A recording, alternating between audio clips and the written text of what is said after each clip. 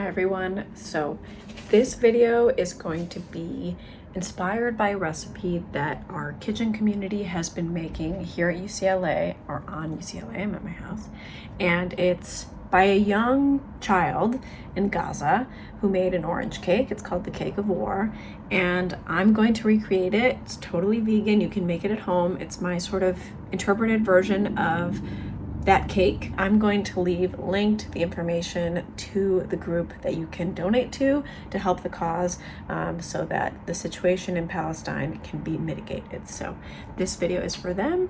I will leave everything in the description of this video, and I really hope you enjoy this recipe and stay well, everybody.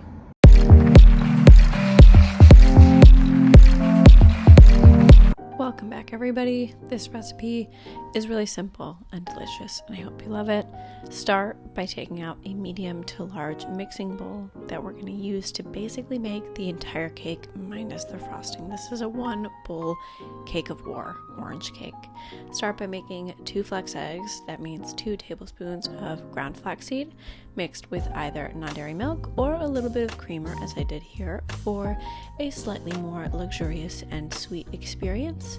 Add about a 1/4 cup worth of non-dairy milk or creamer and mix until the flaxseed has been totally submerged in the water, and that way it will form a thick paste which will work to substitute the eggs. Add a 1.5 teaspoons of vanilla extract. I got mine from Mexico and I love it. It's from Baja California. And then a 1/2 cup's worth of high quality olive oil. The fragrance of olive oil works beautifully in this orange cake, and you want to combine all of these ingredients until it is really nice and a thick paste. Somewhere in there I added about a cup's worth of sugar. Now we'll add a bit of floral notes with a 1/2 tablespoon of ground cardamom, which is perfect for this cake, a 1/2 cup's worth of vegan yogurt, and a 1/4 cup of lemon juice, because quite frankly I think that the lemon juice balances the more neutral and sweeter tones of the orange that we will add. So I really love to add some lemon juice to any sort of citrus cakes. Add a 1/2 cup's worth of your favorite orange jam. It can be unsweetened, regular, whatever you choose. Mine is sweetened. And add a teaspoon of iodized salt for balance and also just saltiness to our overall cake, and combine once again with a whisk until homogeneous. I made my own plant milk.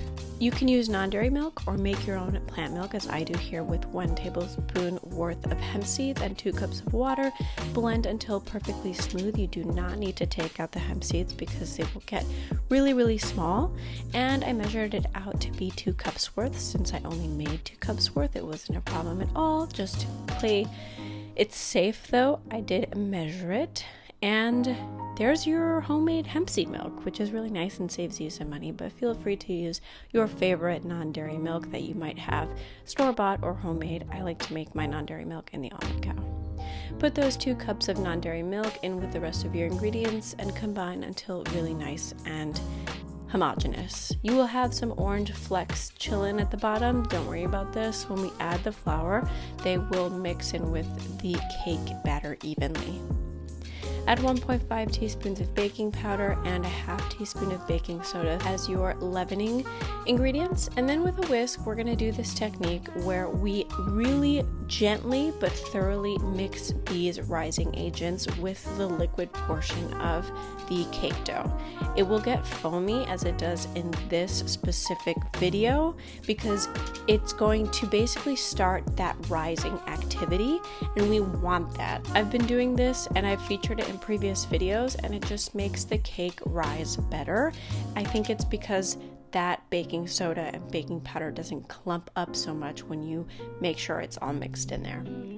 Add 3.5 cups of all-purpose flour. You can also definitely mix a little bit of whole wheat flour and all-purpose flour together in order to make this cake slightly healthier. Do make sure to sieve it though, so you eliminate any large clumps from your batter. And then once you've sieved your flour mixture, with a spatula or that same whisk, gently combine until all of your flour has been saturated with the wet mixture. Be patient with this process. It can take about 5 minutes, especially if you want to be neat and not make your whole kitchen explode with flour all over the place, but it will turn out beautifully and really nicely mixed if you take your time. Just ensure that there are no flour pockets left in the batter, because that way, when you bake your cake, you won't have little spots of white fleck powder because you didn't appropriately mix it all together.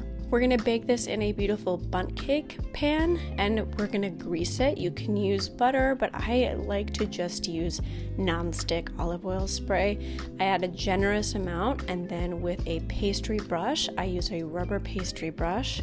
I make sure to put all of that butter all around the mold, because a huge pet peeve of mine is cake that has stuck to the mold. You can definitely use parchment paper if you prefer to, but I find that the prettiest design comes out when you don't use parchment paper. So I'm extra careful to make sure that all of that olive oil gets to every nook and cranny of the bundt cake pan. Add all of your cake mixture to the pan as evenly as possible, making sure there are no bits left in your mixing bowl. Once everything has been added and it's nice and even, just shake it out to release any air bubbles that may be in your mixture.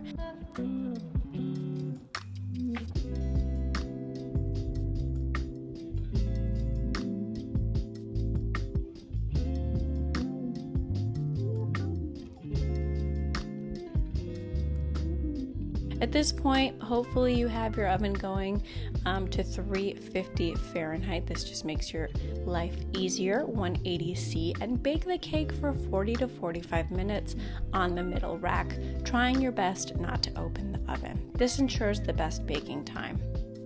I worked on the glaze in the meantime. This is super simple and familiar to the recipe that I published on my lemon cake loaf. You want to add 2 cups of powdered monk fruit sugar in addition to a teaspoon of olive oil with just a couple tablespoons of non-dairy milk. The olive oil works perfectly here. It kind of clumps up at the beginning because many glazes are super duper runny, but if you add a little bit of olive oil to your powdered sugar frosting, it actually sticks much better to the cake. So for this particular recipe, I chose to go with it.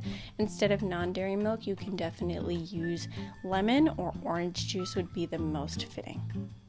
With a whisk, combine until everything is super smooth and glossy, and set it aside until your cake is as completely cooled as possible, and then we'll be topping our cake with this glaze. I took out the cake from the pan and I forgot to film it, so I'm sorry.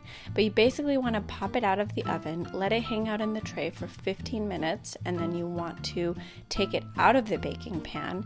Once it's out of the baking pan, let it cool for about an hour to 2 hours before you start glazing your cake.